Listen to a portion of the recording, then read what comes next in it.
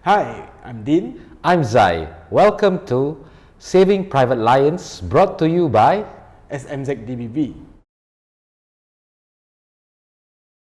Why we call it Saving Private Lions? Okay, basically it's just a jargon that I and Dean have, which is actually we want to introduce people who are actually upgrading to a different asset class. And what type of asset class you're talking about? So probably those who want to embark into executive condominium or private residential. Why we must go to asset progression? Of course, asset progressions, by the term of it, it's a very simple, we want to keep it simple to share with people out there how they can actually increase their net worth through assets. I would say best through properties. How does one increase their net worth to properties? Assets, there are a lot of asset classes, and one of it is property. Because in Singapore, the land is scarce, the price can hold up to the value for long term. So, I mean, I still remember back then when I first bought my property, I still remember, which is an executive mansionette. It was just like 370. That was back in 2005. And today, it actually have went to almost 900. A good example will be a colleague of mine. I still remember that we have a debate or discussions of the difference between HDB and private. Of course, one went through the BTO route, I went to the resale route, and he went through the private route. At that point of time, the PSF for the condominium that he bought was actually as low as 600 PSF, and I still remember that he exit at 1003 PSF, sorry. Oh, that's double the amount. Yeah. So one thing about asset progression is or upgrading to private, it of course involves a lot of guidance and meticulous calculations by professionals.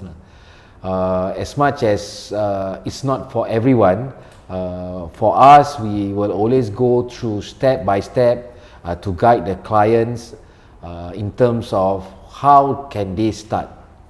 Basically, how can they do their property asset progression?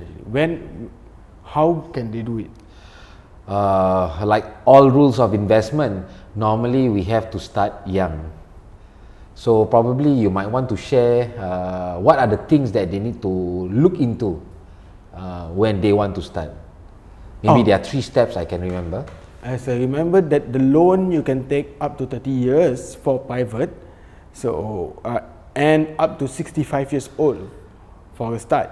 Let's say if you buy in your 30s, before 35, you can still take maximum loan of 30 years up to your age of 65 years old. So if you buy the private after 35, the loan quantum will be lower. No, I think what you are trying to say is what I said earlier, when you are younger, you can actually stretch the number of years to loan. So basically this loan, we look at it as not liability, but more of a tool that we can leverage. So I think you have not addressed how does one start to asset progress. So remember the 3 things. Number 1 is you want to look at affordability. MAS guideline is recent. With the recent cooling measures, the MAS guideline, you can take up loan up to 55%. Total debt servicing ratio, that is for private, or for EC is still 30% based on mortgage servicing ratio. But that is the guideline, maximum loan affordability. Okay, so basically, just to keep it simple, as you know, I'm a very simple person. When one person wants to asset progress, firstly, they need to know the purpose. Most of the time, when people want to asset progress, it's not just because that I want lifestyle, I want profits, but of course it has to cater to their affordability. So affordability, okay, let's say for example you are earning like a combined income of 12,000 per month between you and your wife. So the calculation will be as follows. Firstly, how much cash that we need to actually use as a down payment? Okay, for let's say we're talking about 1,000 square feet condo at 1,005 per PSF, we're talking about $1.5 million, 3-bedroom condo. That's quite common price nowadays. You have to put a 5% down payment first. That will be coming up to 75,000 to be in cash. Then 20%, because you can loan up to 75%, right? So the 20% you can use CPF or cash. The remaining 75% can be financed by loan, by mortgage loan. Okay, for calculation illustration, we're talking about, let's say, combined income of $12,000, husband 6,000, wife 6,000, with no debts. Then they are eligible up to 1.469 millions. Of course, that is the maximum affordability for them, but we normally don't suggest to take maximum up to 55% of their TDSR. So that is a very stretchy. So we're talking about, let's say, they take loan of 1.1 million, let's say, and they buy 3-bedroom condo based on 1.5 million. So how much do they need to put down payment? We're talking about 3-bedroom condo at 1.5 million. Let's say the initial deposit is 75,000. The deposit for the 20% down payment from CPF or cash is 300,000. Stamp duty that you need to set aside is 44,600. Then loan, you will be taking about 1.125 million loan. Your monthly installment based on 2%. Monthly installment based on 2% is about 4,158. Your CPF contribution, husband and wife, we're talking about maximum about 2,760. There's a cash top up of $1,398 per month. Okay, so the 20% be it by CPF or cash, of course, it depends on your financial status. If let's say you have much saving, you can always use cash, because in property investment there is this thing which I will always say, if whatever that you sell, you purchase using cash, it will always be returned in cash. But of course it's subjected to how much you buy and how much you sell. But if you use CPF, there's actually something that we need to take note, which is the CPF accrued interest, which is around how many percent? 2.5%. Yes, 2.5%. So when should someone go for asset progression? Okay, going back to my story again, of course, when I drive down that it's actually purpose, okay, knowing like a little bit of numbers. I give you an example, okay, that property costs 1 million, so the down payment is 5%. 5% will be 50,000. So right now today, probably I just graduated and I just start to work. And when I'm clear that, okay, I want to asset progress because of retirement plus lifestyle, because I want to give my family a good environment to live in. Not to say that other places is not good, but it's just more of lifestyle or maybe status. So this 50,000, you have to work backwards in terms how you can actually save this 50,000 from the day you start work, and then you have to set a target maybe in 2 years time or 3 years time that it will be ready for you to have that so-called down payment to pay for your first private property. And CPF, of course, depending on you or your wife's income or your spouse income, you may want to backtrack. If based on 1 million, it's around 200,000 down payment, the balance 1 million or 2 million. 20%, yes, of 1 million, 1 million is 200,000. 200,000, yeah. And also you have to set aside stamp duty lah. Yes, correct. Stamp duty is also another percentage, which is around 4% plus lah. It is always possible because as much as I give you a good example, when we want to get married, there's of course a lot of savings that has to be taken in place. How much is the dowry money?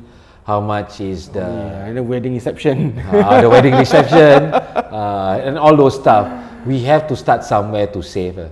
So that is why when you start young, you know how to balance your finances, it will be possible.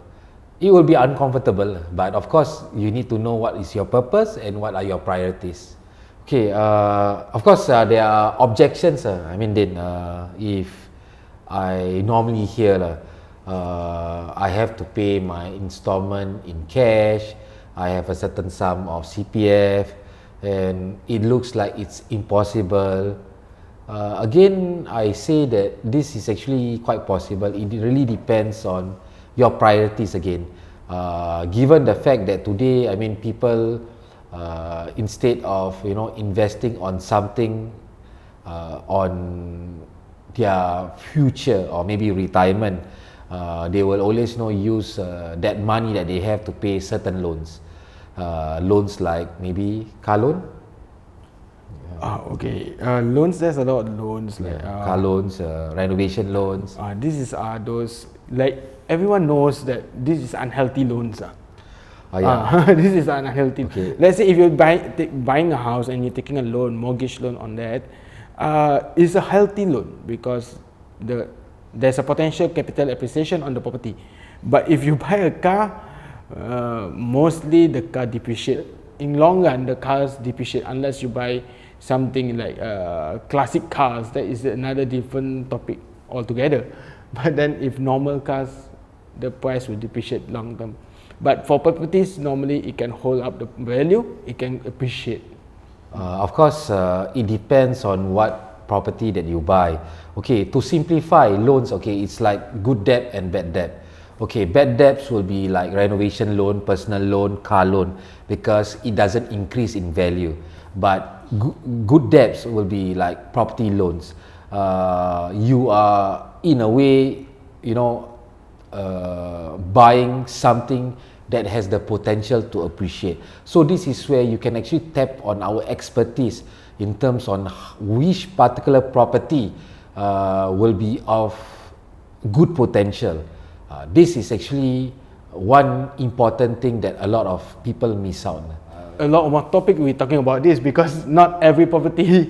Not every property will make money. Yes. I mean, again, there's a lot of type of properties also. We're talking about basic starting from executive condominiums, then privates, and there's a 99-year lease, then about 999 freehold, high rise, near city, near school. A lot of type of properties. It really depends on where you want to stay and what's your needs and also what is the requirement is.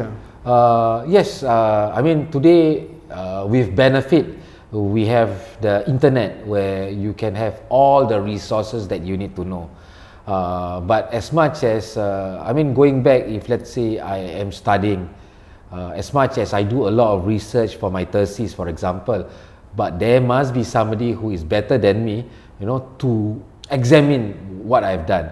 So that's where I'm not saying that we are superbly good, but I encourage that if you want to go to the route of asset progression, you must get someone who has done that, who has the experience, or most importantly, who is doing it. Okay, then so there's been a lot of talk about asset progression. Probably, what is asset progression to you? What is asset progression? General understanding is on property. What is asset progression is you upgrade your lifestyle, upgrade from HDB to condo, or upgrade from a smaller HDB to a bigger HDB, or upgrade on something. If you were to ask me, my interpretation about asset progression is for me to increase the net worth of myself through properties. I mean, there is a lot of talk, asset progression. So I just want to keep it simple. The term asset progression is basically an upgrading of class from HDB to private or smaller HDB to bigger HDB. So in summary, I feel that it's more of increasing one's net worth. I mean, that's just for me lah. Okay, so there's a lot of talks about asset progression. Why to you asset progression is necessary? I think because of the living standard that we have now, it's because of the inflation, and because of the where you want to asset allocation. We're talking about asset allocation, where you want to put your money. There's a lot of place to put money or to spend money. So why not you spend on a property that can stay inside with your family and enjoy it while you're staying inside, and there's a possibility of property capital appreciation in the long run. Okay, one thing I would say in Singapore, being a small country, land is scarce, or even if we look at successful people or multi-millionaires, asset is actually one of the investment that they have. I mean, as much as we Singaporeans benefit on this, living in this small country, I find that you are like a business owner to the product. So I'm the owner of this particular property and I finance it using other people's money. Do you agree, right? Yeah. It's more like leveraging lah. So you use other people money, OPM, use bank's money. Of course, you have to put some capital on it for the down payment and whatnot. And 75% of the loan you can leverage on it from the bank. Yeah, by doing this is also to prepare for an individual like you to retire comfortably. So there was always a saying, you do hard things first, you enjoy later. Of course, if this is for everyone, everybody will be rich. So it needs someone or an individual to be uncomfortable. What I mean by uncomfortable is basically to stretch oneself. And of course, this will be done in a very safe manner. Yeah, we have to, as much as we say that stretch, sometimes is go to uncomfortable zone. We may feel, don't want. Why must I stretch myself? Why must I stress myself for monthly installment and whatnot? Asset progression with proper planning, with proper calculation, I believe with someone that afford, they can move forward. Yeah, because as much as some of us we are working for someone, one way to think about our retirement, one portfolio, I would say it's investing in properties. And what Dean mentioned is, as much as we are investing, we are also enjoying and staying with it. So being uncomfortable, of course, is always a common topic to a lot of people that we know. Oh, we have to top up cash. Can it just be used CPF? So there's a lot of debate, but to me, at the end of the day, it has to dive down to the purpose. So the purpose of asset progression, I believe, is more for your future. Because as much as today, as much as we are working hard for someone, if let's say you are working in companies, you also want to have something that is working for you in long run. Do you agree on that?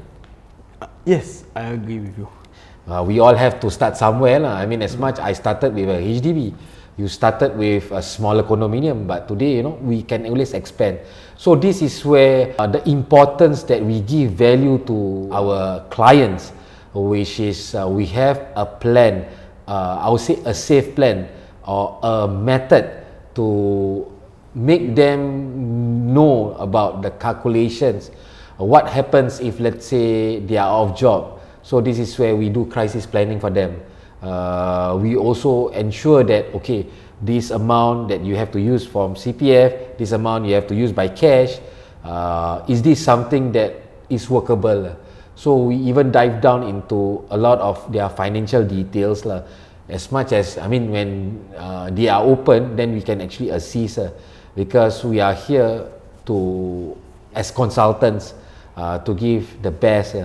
And again, this is not for everyone. This is for someone who can afford. If you know someone who has been talking to you about asset progression, they want to know tag them. I mean, feel free. We are more than open to actually share in greater detail at no obligation at all. If let's say you have any questions for us, or if you want to know about more about asset progression, do drop us a DM, do comment, and if you happen to have some coffee talks with your friends, your relatives, you can always tag them in the comments below. See you on the next series of Saving Private Lions.